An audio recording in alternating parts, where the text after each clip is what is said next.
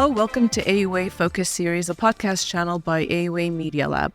My guest today is Sohrab Ahmari, a columnist, editor, and author. Welcome to the program, Sohrab. Thanks for having me. It's a pleasure to be hosting you in Yerevan here at the American University.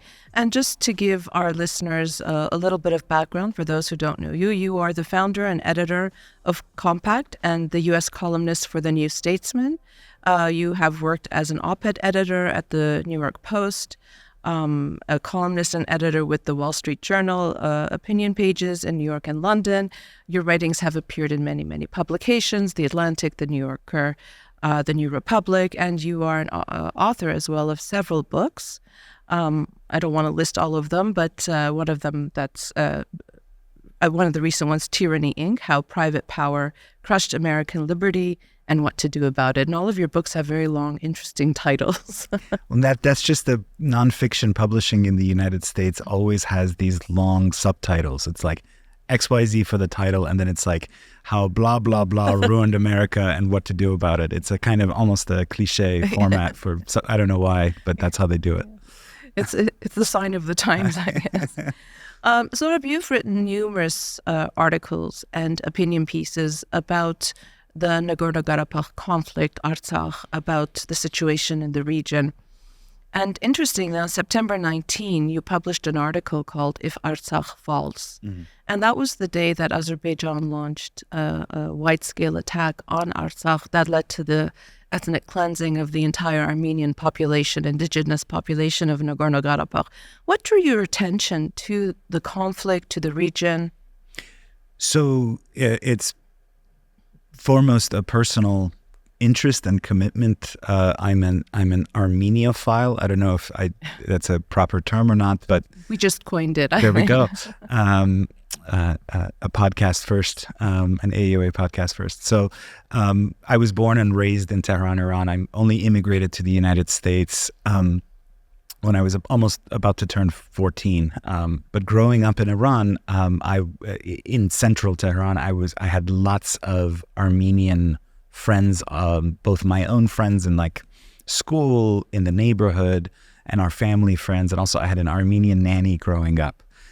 So I had this sort of personal commitment to the Armenian people. And obviously Nagorno-Karabakh is an issue that was unfolding in the news, and sort of connecting my personal love of the Armenian people to then this situation of danger impelled me to start writing about it. Actually, the first big piece I wrote about it, I wrote editorials for the Wall Street Journal when I was working there, but the first big one under my own byline was this essay for Compact. The headline was Armenia's Race for Survival. And that was based on a reporting trip that I did here in 2022, just before the blockade actually started. So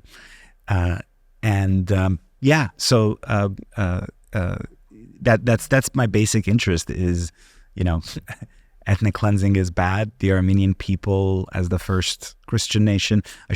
Another factor in this is that I'm a convert to Roman Catholicism. The first Christian nation, the victims of the first modern genocide, all this told me that this is a very important story. The connections between Iran and Armenia are very interesting. And I've heard this from many Iranian friends that I have about their connection to Armenians. It was through the Armenian community in Tehran and in different places of Iran itself. And that gives you a different kind of insight. And as a journalist, as an author, to have that kind of insight then really informs how you approach a conflict. Mm-hmm. And what we have seen with our own conflict is the deep lack of knowledge and sensitivity toward the conflict itself. I do want to talk about the media coverage on a little bit later, but I also want to ask you, because you are so well informed, in your opinion, how have international relations and geopolitical considerations affected the conflicts in the region? We're seeing huge global shifts taking place in power, in this so-called liberal order that we once believed in, thought that justice would prevail. And we're seeing over and over again, right before our eyes, feeling it on our own skin, how that's not working anymore.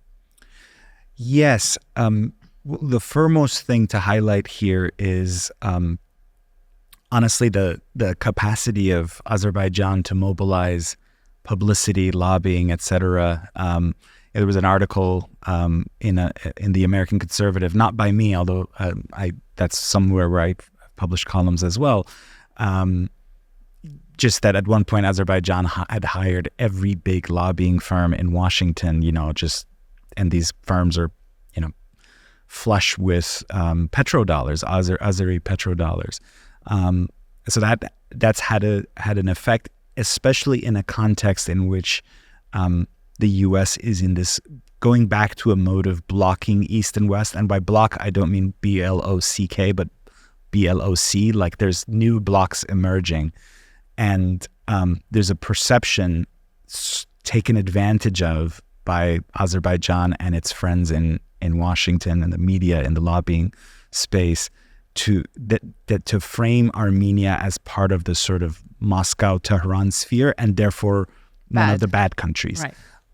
And overlooking the fact that it's a vibrant democracy, overlooking the fact that it's a society with deep historical and cultural ties to the West, to kind of historic Christianity, managing to kind of write that out of the conversation and just making it about, which side of the divide Armenia falls on. And so, I mean, that's something that, I've personally tried to counteract, but you're facing a machine. For example, every time I publish an article, certainly lots of Armenians tweeted, but they also, you can tell the Azerbaijanis use like Twitter bot. Oh yeah. All this sort of assail your tweet and make it look like you've said something bad, because you wrote an article called "Washington Can Help Armenia's Christians," and it was about Nancy Pelosi, who had just come to Armenia right after Azerbaijan had launched a large-scale offensive against sovereign Armenia. This was in September of 2022, and you write about the framing, kleptocratic, Aliyev is good, and Armenia, because it's pro-Russia or pro-Iran, is bad. And absolutely, money talks, and Azerbaijan's capabilities far surpass Armenia's. But that has shifted now. We've seen after September 2022 how Armenia is trying to decouple from Russia. Is the sentiment changing in the United States towards Armenia's position? Because I remember when Pelosi was here, I was one of the few people who were invited to meet with her. And one of the things I did tell her was that, if Armenia falls, then Georgia will fall, and the only two democracies on the entire Eurasian continent will disappear, and you will have a sea of autocracy. Is that what you want? Is that what the West wants? And they really didn't have much of an answer. Yes, we're here to support Armenia, kind of a thing. Yes. I would say Mongolia is a democracy too, on the other side of the Eurasian landmass. I do think there is a change. I'm plugged into new groups that are just emerging of Americans, not just Armenian Americans, but Americans who are most decidedly friends of Armenia, who are mainly not Armenians, who are trying to advocate and to tell the real story, as it were. I think certainly the Biden administration hasn't been as strong as it could have been when it really mattered. But in terms of I've certainly reported on this growing security cooperation, et cetera. I think there is change, but we have to really work at it. Friends of Armenia, not just the Armenian American community, but friends of Armenia who are non-Armenians have to speak up. That includes Christians, especially because unfortunately a lot of Christians in the United States don't even know that there are all these indigenous Christian communities. They think that these must be converts, a nation of converts, which they are. We all are, but we're talking about converts, in the early 4th century. Mm-hmm. That's a community that has to be mobilized. I think a lot of the Jewish American community needs to be mobilized to see Armenians as fellow sufferers of kind of ethnic cleansing and mass genocide. So we got to work at it to at least sustain the sovereignty and territorial integrity of Armenia proper. Indeed. And I think that has been one of the greatest frustrations of the Armenian nation when it comes to American Christians or when it comes to Israel. Both of us have shared genocide in our history. Mm-hmm. And how is it that Israel now supports Azerbaijan in the way that it does? And people in the West oftentimes don't even know about Armenia or that we were the first Christian nation. And then in the midst of so many other conflicts, with Ukraine at the time dominating the headlines, it seemed that we were forever trying to scream into the void and nobody was really listening as an entire population was being ethnically cleansed. It was quite infuriating. Mm-hmm. So what advice would you give to journalists who try to cover conflicts but really don't understand the depth and the nuances and the intricacies of that conflict? So I would just say, first of all, come here if you can. Certainly large news organizations can afford to make that happen. I used to write editorials based out of London for the Wall Street Journal. And it was the editorials, meaning the unsigned opinion of the paper. These are in the voice of the Wall Street Journal. And, I had to cover everything from like the Baltics down to the South Caucasus and then into the Middle East and North Africa. And luckily I'm well traveled and I would go on reporting trips, but sometimes you're just having to write about the country and learning about it, that week. And that's it doesn't feel good, first of all. So if possible, I think Western journalists should come here to understand the realities, the geography. You can't really write from afar. And we did it at Compact. We have a shoestring budget because we're a new magazine. So certainly the big boys and girls can do that as well. And then the other one is really to immerse in the kind of, if possible, in the history of the region, its literature, its culture, and then do what journalists do. Tell truthful stories in a compelling way. Yeah, I think that's what's missing oftentimes is, balancing objectivity with the need for empathy when it comes to covering, war crimes and the kinds of atrocities that we're witnessing. We only have a short time, and there's so many questions that I would like to ask you. And we could certainly keep talking about, your coverage of Artsakh and Armenia. I'm happy to do that if you want.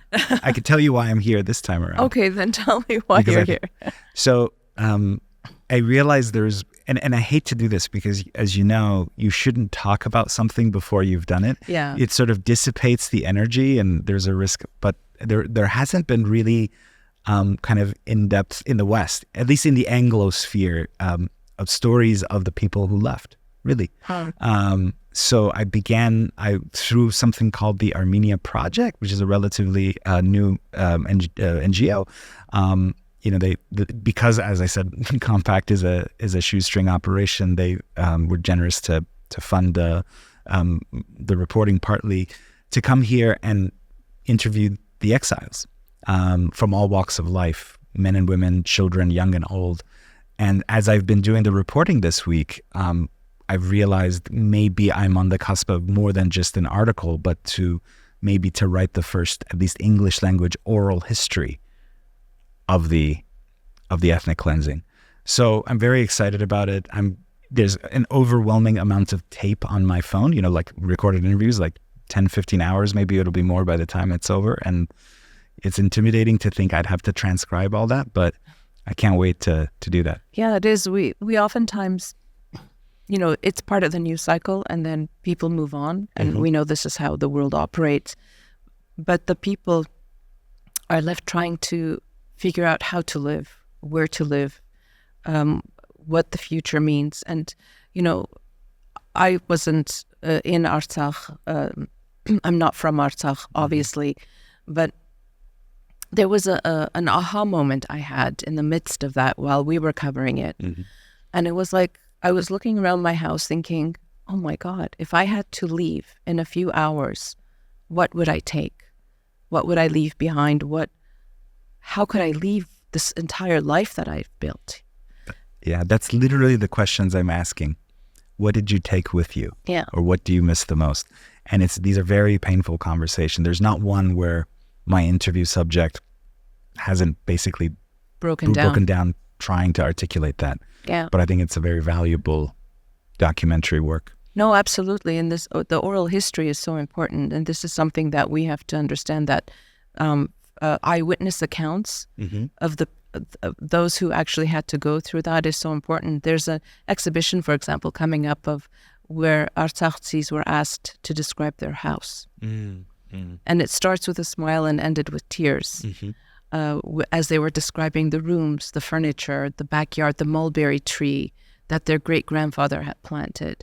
So these are very painful things. And I think you're right. I mean, it's fantastic that you're able to do that. And that TAP, the Armenia Project, has allowed you to do that, because those stories are what remain.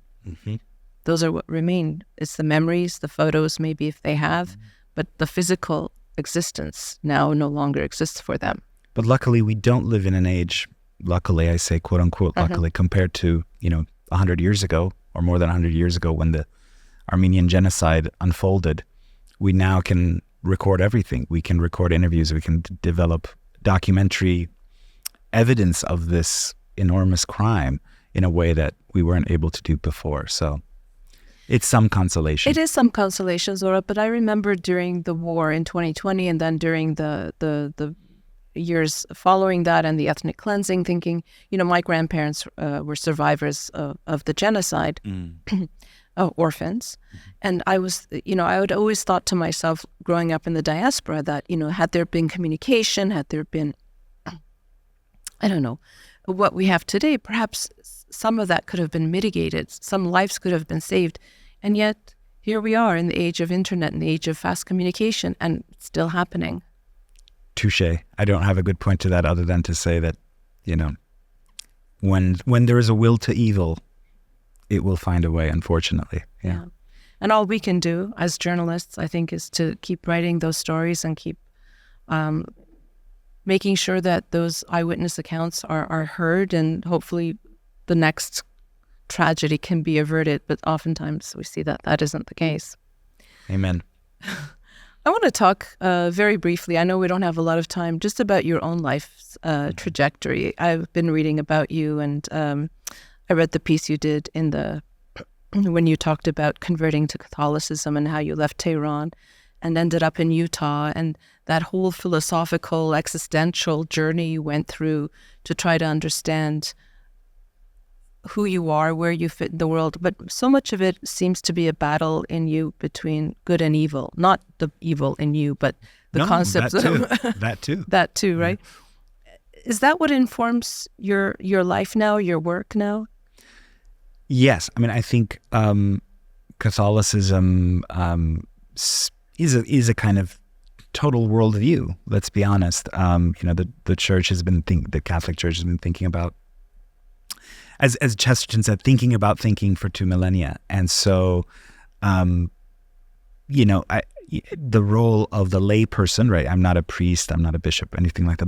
The role of the layperson in the church, at least according to the documents of the Second Vatican Council, is to help kind of till the temporal sphere, the world of the secular world, and to try to make it better. And so that's the kind of background framing of all of my activities. The idea of the common good, the idea of social justice, which is in the West now, it's become among some people a kind of 4-letter word, a bad term. But it's a Catholic priest who incepted the very term social justice, and so it's not something that I certainly shy away from. So absolutely, yeah. Certain sort of moral absolutes are indelibly kind of seared into my thinking, and I'm very grateful for that. Aside from, because, I've been looking at some of the body of your work, and a lot of it is about Artsakh and Armenia. I'm always going to bring it back to that, sure. Of course. What other areas are of interest to you that you can draw parallels with? Well, I mean, right now, a lot of my work, separate from for example, coverage of Artsakh and Armenia has to do with the economy. And it's sort of difficult to speak about it in an Armenian podcast context because the economic context here isn't the same as the United States. But I'm very much interested in renewing the tradition that was known as the New Deal order in the United States, or social and Christian democracy in Europe. The idea is not full-on socialism, which has certainly been tried in this region and many others, and it doesn't work. But at the same time, it's not quite full-on capitalism either.